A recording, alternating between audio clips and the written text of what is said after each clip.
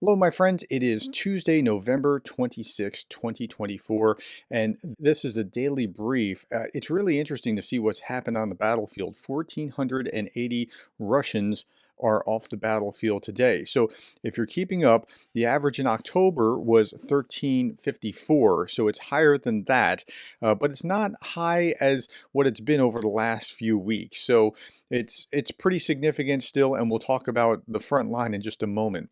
In the meantime, there are 6 tanks off the battlefield, 20 armored fighting vehicles, 19 artillery systems, 94 vehicles and fuel tanks. So it's still hot on the front line.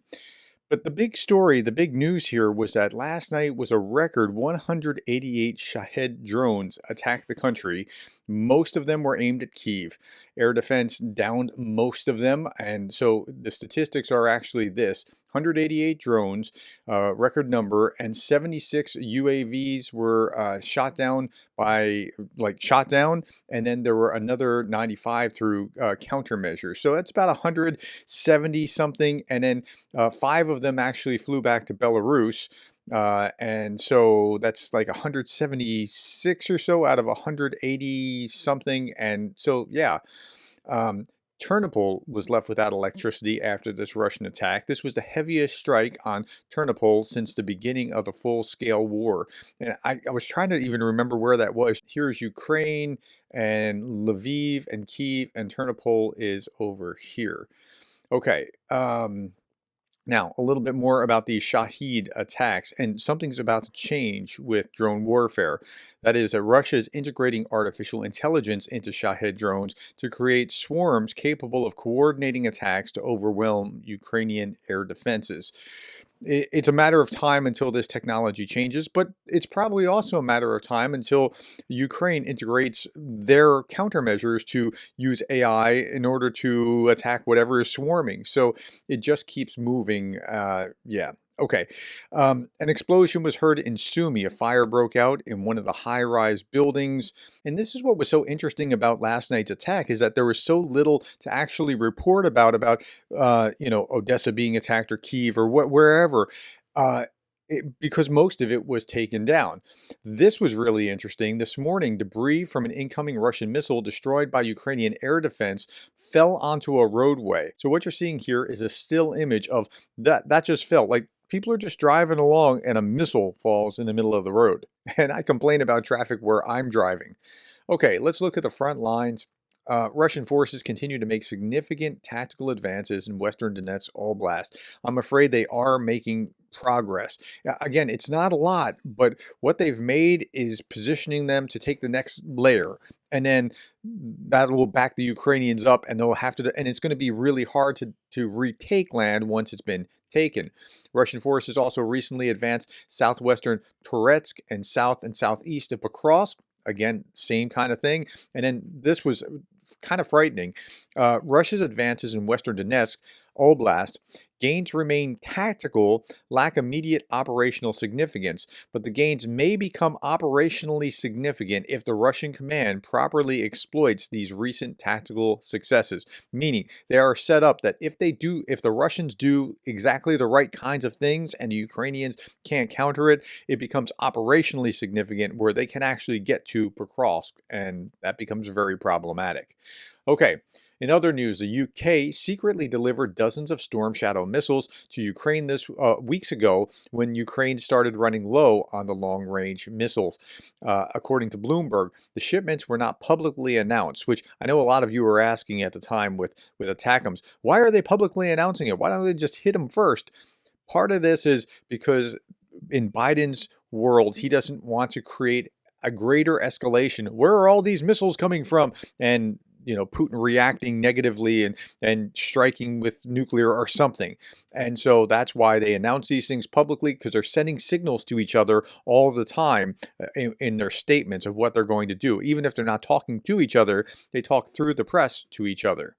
Okay, this was a Russian soldier posting videos of Russian air defense as he described his days. And then a missile hit that place where he was doing his videos. So he's sitting there and he's talking about, I'm sitting in this car on duty, this thing is working, the diesel engine works, that's it. And he's showing everything. It's remarkable. I'm sitting thinking what to do. Maybe I should watch videos on TikTok or play tanks or sleep. I don't know. Can you believe we did it? Yeah, this works, this missile defense. Okay, we're protected now. Fly here quickly. I'm on duty, so to speak. I'm at the airport in Kursk. There's so much blank going on here, we can't power the tour. Our cables doesn't work, and theirs are not proper. It's bleeped up. Now it's going to be loaded up with missiles, and we're standing there for the 5 of us, and we don't know what to do. There's nothing we can do. Like you're on duty, but you don't do blank. It's funny. Well, he probably shouldn't have been posting this video because it didn't work out well for him. Okay, now let's look at some things that are happening in Russia. The State Duma has introduced a bill that would allow the Taliban to be removed from the list of T organizations. Because, of course, they've reformed their ways, right? Well, they're saying that. On the basis of the statement of the prosecutor general or his deputy, quote, in the presence of factual data that such an organization, after its inclusion in the list, ceased to carry out activities aimed at propaganda justification in support of T. Sure they have. Okay, Russia's Belgorod region has been so battered by Ukrainian shelling that the local governor is asking officials to prevent people from parking their cars outside uncovered. The promised compensation payments are becoming a real budget drag. So it looks like Russia's in hot water, and that's literally a pipe with boiling hot water has burst in Russia's St. Petersburg. 3 people are injured. They like have a centralized hot water system rather than run it through your house decentralized as we do, say, in the United States.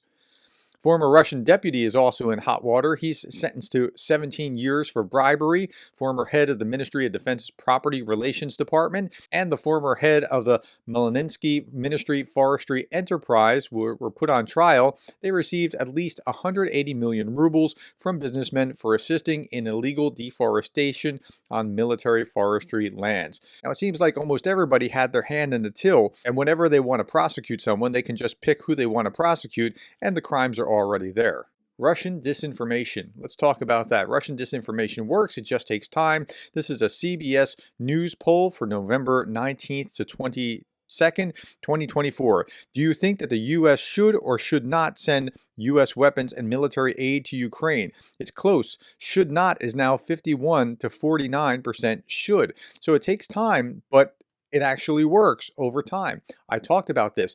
Information warfare. I'm afraid that Russia's winning the information war, and I explain why. Now, yesterday I also talked about Joe Rogan.